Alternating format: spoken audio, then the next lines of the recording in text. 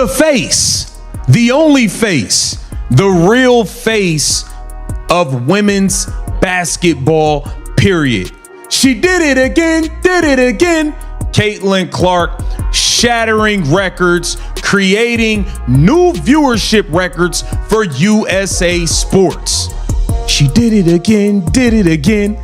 Y'all keep running around trying to pretend like this person's the face of the league, that person's the face of the league, because they've been here. Welcome back to the channel. Today we're diving into one of the biggest stories surrounding the WNBA, and Caitlin Clark. League executives are facing intense scrutiny after a new controversy involving Caitlin Clark and Sophie Cunningham sparked widespread debate among fans. Coming off another record-breaking performance and earning Player of the Week honors, Clark once again dominated headlines. Instead of focusing solely on her individual success, however, attention quickly shifted to reports that she was unhappy with the league's handling of Sophie Cunningham's situation. According to the growing speculation, Cunningham's status became the center of a heated discussion after administrative decisions left many supporters questioning whether the league was treating players fairly. Fans argued that Cunningham, known for her toughness, leadership, and competitive spirit, deserved better than becoming the focus of behind-the-scenes controversy. The reaction spread rapidly across social media, with thousands expressing frustration over what they viewed as inconsistent decision-making.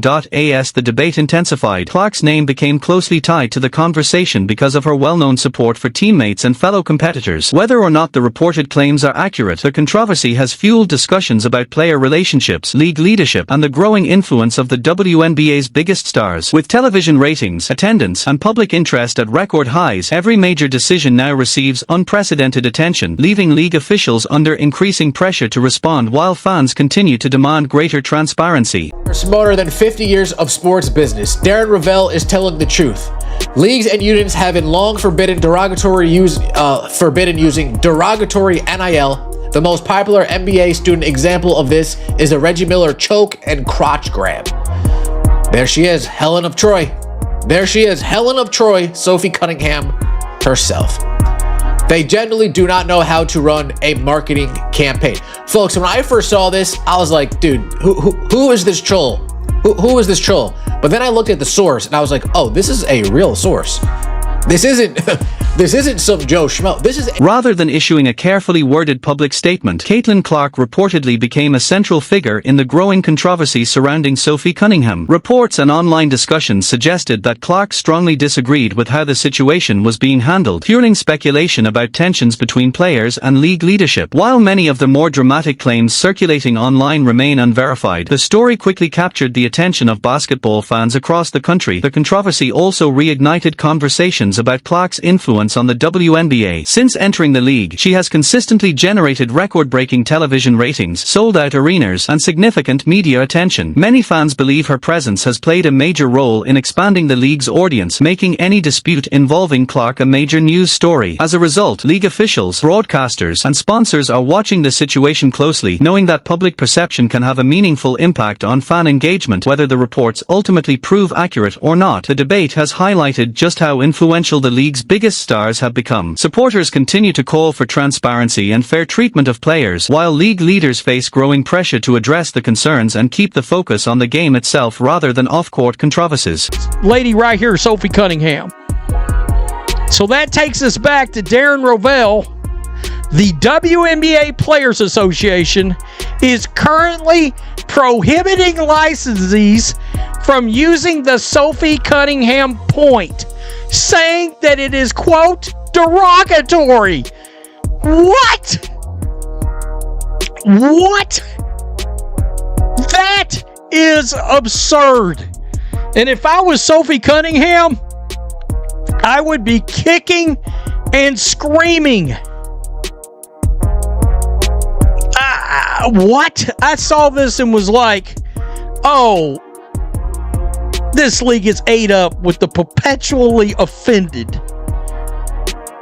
The most viral moment of the year can't get licenses because you got players that were offended by it. Remember all the people online? Oh, that's so disrespectful to black women.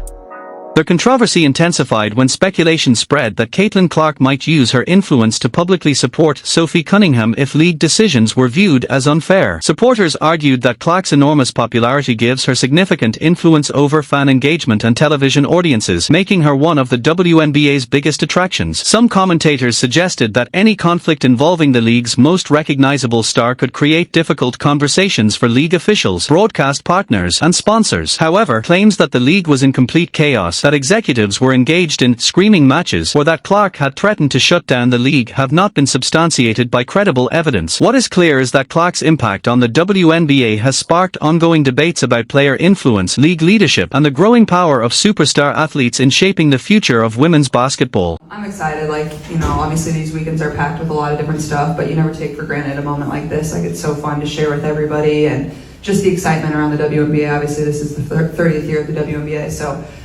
pretty fun, and obviously this is my third All-Star. It's crazy. I feel like I was just at my first All-Star in Phoenix when we were playing Team USA versus the All-Stars, so it's fun to think this is my third. So I love the city of Chicago, and they've done a great job so far. For decades, many professional athletes felt pressured to stay silent, accept controversial league decisions, and avoid challenging those in power. That perception has fueled intense debate around Caitlin Clark's public support for Sophie Cunningham. Many fans viewed Clark's stance as a sign that one of the league's biggest stars was willing to speak out rather than remain quiet. Supporters argued that her comments encouraged players to be more vocal about issues they believe matter, while critics questioned whether it would create additional tension within the league. The discussion quickly spread across sports media and social platforms, where fans and commentators debated what Clark's actions could mean for the future of the WNBA. Some analysts suggested that the controversy highlighted the growing influence of star players and the passionate communities that support them. Whether seen as a turning point or simply another chapter in an ongoing debate, the situation sparked widespread conversation about player influence, league leadership, and the evolving relationship between athletes, fans, and professional sports organizations. That's really the question. Is Caitlin going to be your superstar?